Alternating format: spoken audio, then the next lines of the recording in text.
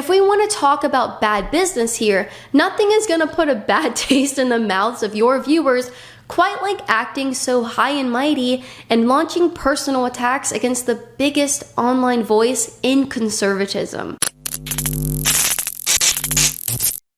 Hey guys, did you miss me? It's been more than a year since I recorded my last video, and there's a lot I look forward to updating you guys on in the near future. And thanks to your support, I've had the blessing of taking this time off to enjoy my first year of motherhood as fully as I can. And I've been so incredibly grateful for every second of it. But I'm back now, and I wanted to dedicate my first video of the new year to someone who played a big role in my formation as a conservative and inspired me more than anyone to become as fearless as I am with a microphone. And that person is Steven Crowder. Crowder's come under a lot of fire lately from very big names in conservatism, but I haven't seen many people stand up for him. Since I wouldn't be who I am today without him, and I know how isolating it feels to be attacked by people on both sides without anyone to stand up for you, I felt it was important for me to come to his side when no one else will. This is the video worth coming back from my extended leave, because without Steven Crowder's inspiration, I wouldn't have the blessings I do today. I wouldn't have met my husband, wouldn't have become a mother to my incredible baby, and wouldn't have pursued a career in political media if I hadn't seen Steven Crowder do it first. I owe a lot to Steven Crowder, and I know a lot of you do as well. So to Steven, I say thank you. And I thank you especially for standing up for lesser known content creators like me. So for those of you who haven't kept up with the story, I'll try to do a quick recap. Steven Crowder recently departed from The Blaze, and when he left, he wasn't able to take his email list with him to merge his Mug Club subscribers over to a new site. And needless to say, he wasn't very happy about that, and I don't blame him. So next, Crowder shopped around with different networks to see if he could find another place to call home. He ended up declining these offers, citing the terms of the proposed contract as his reason for choosing to stay independent. Crowder then uploaded a 27-minute video to YouTube last week discussing his frustration with big conservative networks, warning up-and-coming creators against signing contracts such as the one he was offered. His reason? They dock pay from employees who get censored on the major social media platforms, which Crowder argues effectively makes big tech rules the corporate policy of conservative networks and penalizes their creators who break whatever arbitrary rules big tech comes up with. I'll go over some of the terms Crowder mentioned. Terms he says are worse than those at major networks such as ABC and NBC. I'm gonna throw up a screenshot from his video and tell you guys to pause if you want to go through it. But if you add up the numbers from this contract, Crowder, if he signed with this company, could have faced up to a 110% reduction in pay if he were to face boycotts and be penalized by big tech. Yeah, more than 100% reduction in pay. If Crowder were deplatformed by every major social media outlet, he would see an 85% reduction in pay, which, keep in mind, is not solely for himself, but is to pay his entire production team, which consists of dozens of people. Furthermore, this company wanted exclusive rights to own his merch store, his email list, and get this, his social media accounts and ad revenue he would make from them. Now, this particular clause is something I'm familiar with because I've had friends with already established YouTube channels have to suddenly forfeit all their AdSense money over to conservative media companies in order to work for them. Fast forward a day, and the Daily Wire outed themselves as the ones who offered Crowder the contract in a 52-minute video uploaded by their CEO, Jeremy Boring. Why they did this, I don't know. I feel like Crowder's video could have been a non-story had they remained silent, but now it's still the most trending story more than a week later because there's an ongoing feud between the different camps. He says in the beginning that his purpose for making the video was to be fully transparent with the Daily Wire audience about what exactly was going on, which I don't think is a bad thing. But it did come off as odd when Crowder never mentioned the contract came from the Daily Wire. In Jeremy's video, he went line by line through the term sheet given to Crowder in negotiations, explaining the reason for everything from a business perspective. And everything he said made sense, and it did make the situation a little clearer. He explained in simple terms that less money in means less money out.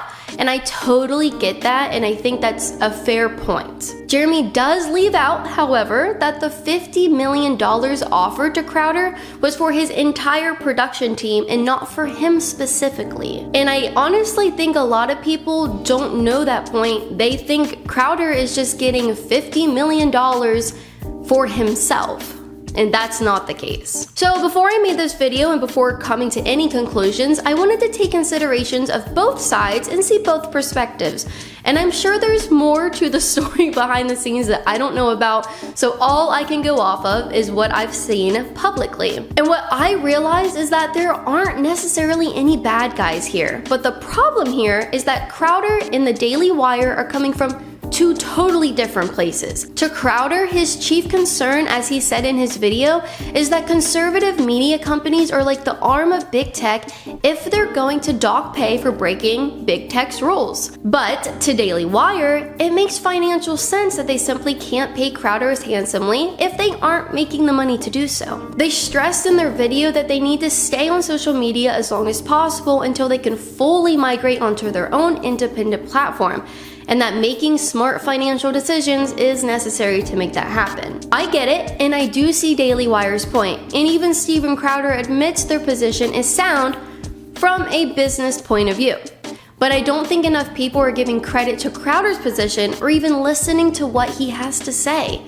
Daily Wire is arguing what's best for business, but Crowder is arguing what's best for the principles we wish to promote.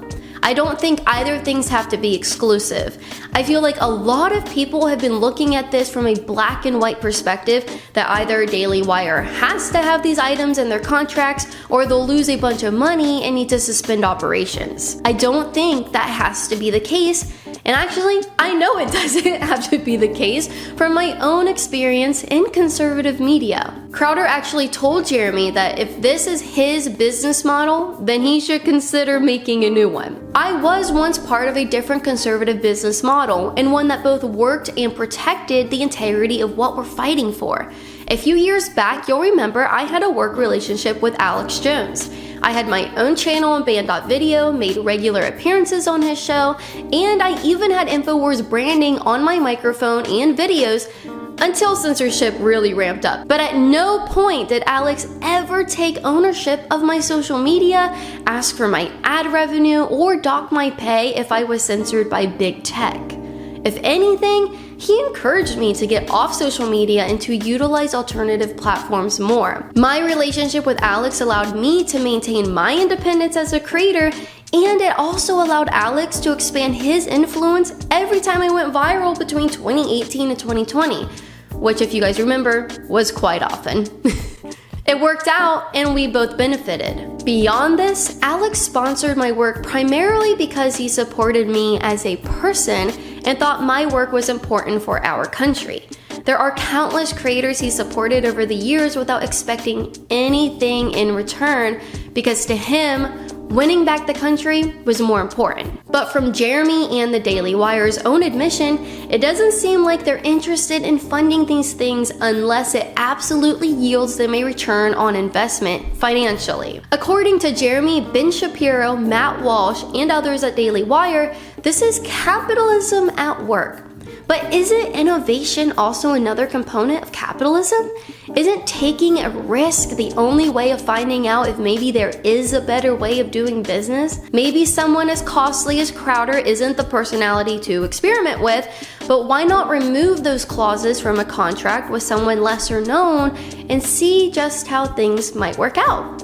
You don't need to own your creators' merch stores, email lists, social media profiles, and ad revenue, or prevent them from making other income to grow your business. It's worth trying something else, especially if your viewers feel like what you're currently doing compromises the values you claim to hold. And if someone like Crowder can pull similar views on alternative sites like Rumble, then why deduct pay at all for breaking big tech rules? There was something else in the term sheet which Jeremy showed but Crowder didn't that really actually bothered me. There was an exclusivity clause which read, Crowder will not have the right to run any personal subscription or donation effort of any kind, for example, no Patreon, locals, fan club, etc.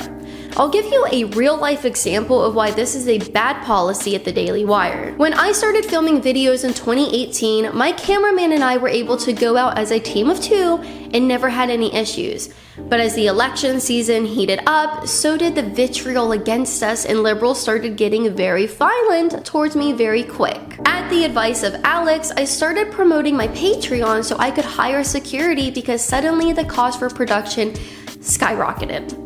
I began requiring a team of as many as 5 elite security guards when I'd go out and film.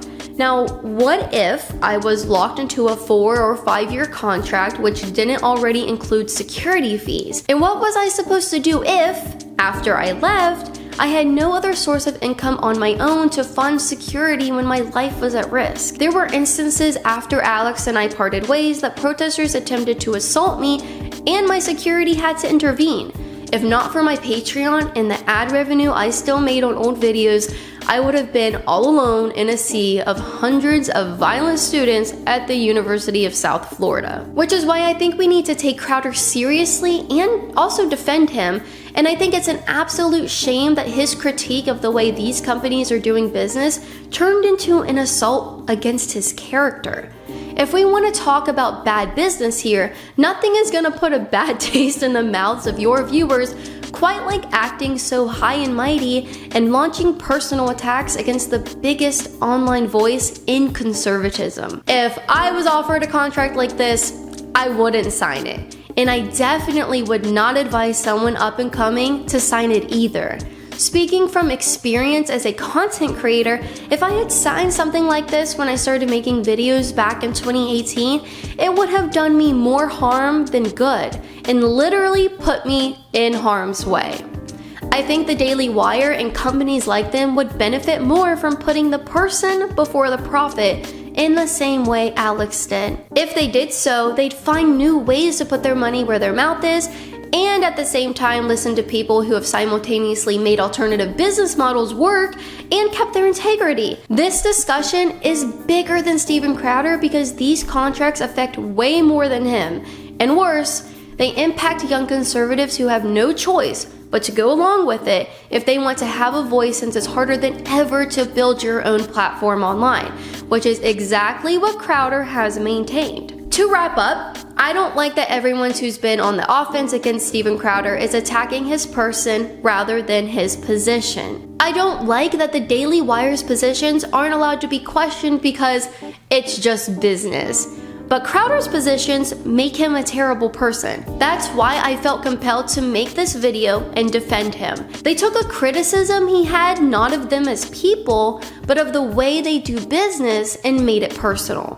And in my opinion, when you both make big tech rules your corporate policy and dehumanize conservatives who step out of line, you become the very thing you claim to be fighting against. Without Steven Crowder, there would be no modern conservative movement. There would probably be no Daily Wire, and speaking for myself, I wouldn't be who I am. That's why I stand by him, and I hope you will too.